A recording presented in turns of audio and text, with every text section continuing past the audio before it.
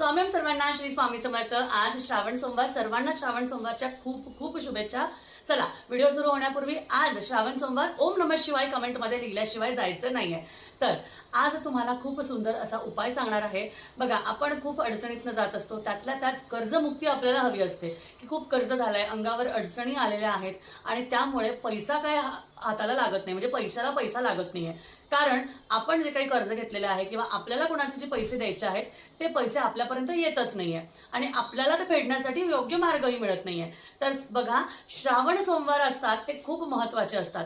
तर आता या महिन्यात, ह्या श्रावण महिन्यात जे कोणते श्रावण सोमवार आलेले आहेत त्यावेळेस तुम्हाला काय करायचंय, तर तुम्हाला महादेवाच्या शिवपिंडीवर, महादेवाच्या पिंडीवर तुम्हाला बेलपत्र अर्पण करायचे आहे 108, काळे तीळ अर्पण करायचे आहे 108 आणि कडुलिंबाचा पाला म्हणजे पानं 108 अर्पण करायचे आहे आणि हे तुम्हाला मंदिरात जाऊन करायचं आहे।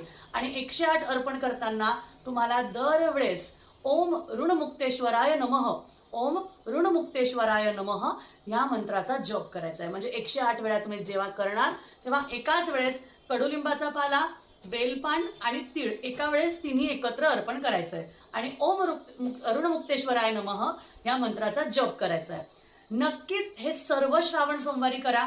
लवकरच तुम्हाला ह्या अडचणीतनं बाहेर पडायला मार्ग मिळेल आणि तुमच्या सर्व इच्छा पूर्ण होतील।